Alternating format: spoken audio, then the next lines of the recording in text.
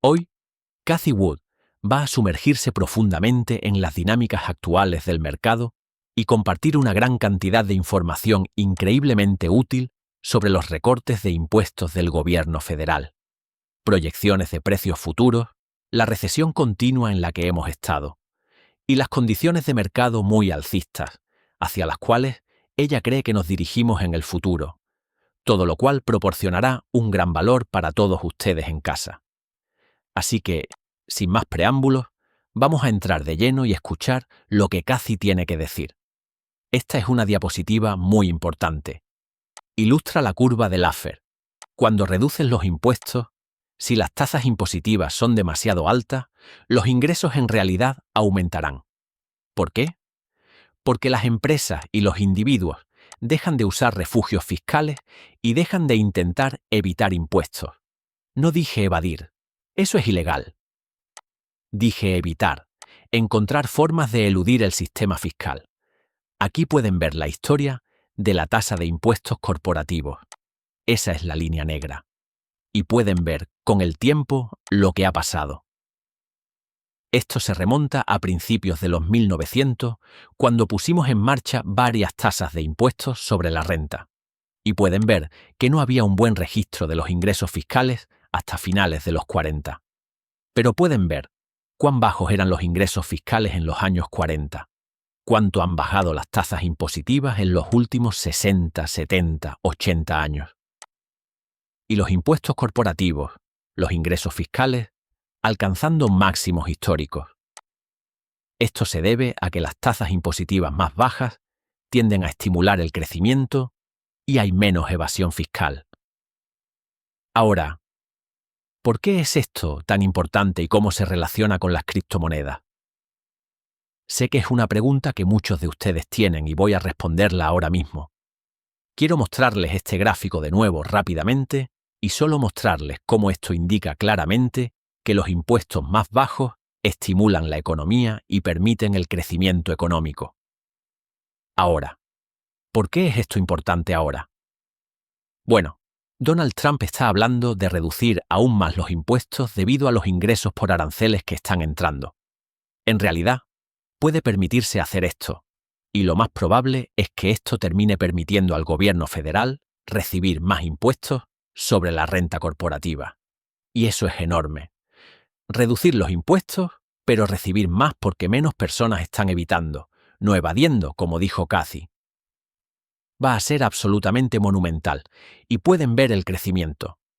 Es absolutamente loco, especialmente aquí a mediados de los 2010. Vimos una gran disminución de impuestos y esto fue seguido por enormes aumentos absolutamente monumentales en la cantidad de impuestos corporativos que realmente se pagaron. Pasó de 200 millones hasta 500.000 millones. Lo siento, en miles de millones aquí. Ese es un aumento increíble, casi un 3 veces en crecimiento en el transcurso de como 5 o 6 años. Eso es absurdo, ¿de acuerdo? Y pueden ver muy claramente que en los años 50, los impuestos corporativos que realmente se recaudaban eran extremadamente bajos. Y esto fue cuando los impuestos también estaban en sus máximos históricos. Desafortunadamente, no hay datos para los años 20 y 40, pero sin embargo, esto es increíblemente importante tener en cuenta. Pero otra cosa es que actualmente estamos en lo que se llama una recesión continua, de la cual probablemente saldremos rápidamente muy pronto. Y esto va a ser enorme para el mercado de criptomonedas también, en mi opinión. Así que, quiero reproducir lo que Cathie Wood piensa sobre lo que está pasando aquí, este fenómeno y lo que probablemente ocurrirá en los mercados, según ella y ARK Invest. Así que vamos a reproducir esto rápidamente. Un poco de congelamiento en el comportamiento de gasto, algo de parálisis, esperando a ver qué pasa con los aranceles y con el presupuesto. Así que creo que escucharemos mucho más hablar sobre recesión. Y lo que intentamos mostrar en la carta es que mientras muchos economistas y estrategas podrían estar hablando del comienzo de una recesión, nosotros pensamos que los sectores finales que ceden, aquellos que han estado sosteniendo la economía durante los últimos 3 años, proporcionándonos un crecimiento del PIB positivo en general y un crecimiento del empleo importante, esos están capitulando. Son los consumidores de alto nivel y el gobierno. La primera recesión del gobierno en los últimos 30 años. La última vez que tuvimos una contracción del gobierno fue durante la administración Clinton, con Newt Gingrich liderando el Congreso hacia más disciplina fiscal. Así que aquí vamos. Ahora, una de las razones por las que hablamos sobre esta recesión continua y hemos sido tan vocales al respecto durante los últimos años es este gráfico, la tasa de fondos federales. Lo que ven aquí en púrpura es la tasa de fondos federales real, la tasa objetivo que la Fed tiene en vigor. Y pueden ver que apenas está empezando a disminuir después de alcanzar esencialmente el mismo nivel que en el 7, 8 antes de la gran crisis financiera. La parte más importante de este gráfico es lo que ven en verde. Esta es la tasa de cambio en la tasa de fondos federales. Y en un periodo de 16 meses, en el 22 hasta principios del 23, la Fed subió las tasas 22 veces.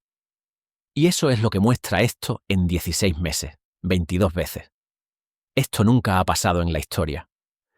Retrocedemos a los 70 aquí, pero si tomas la historia de la tasa de fondos federales hasta 1913, nunca verás algo como esto.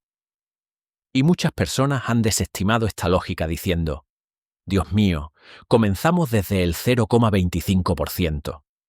Era una tasa tan baja. Esto realmente no importa.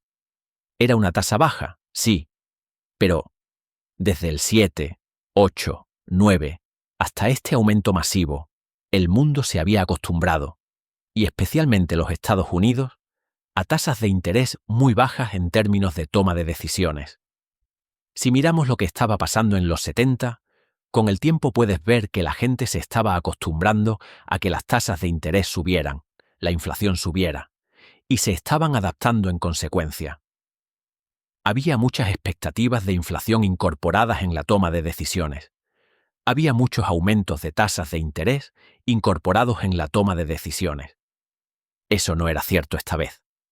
Así que esto fue un verdadero shock, y creemos que comenzó la recesión continua. Y entraremos en cómo se veía esa recesión continua. Pero antes de hacerlo, solo en política monetaria para terminar, la velocidad del dinero es la tasa a la que el dinero circula. Y pueden ver que ha estado en una tendencia decreciente desde finales de los 90, que fue la burbuja tecnológica y de telecomunicaciones, y que desató mucha tecnología que en los siguientes 20 a 25 años han sido deflacionarias por naturaleza y ayudaron a mantener la inflación baja durante todos esos años.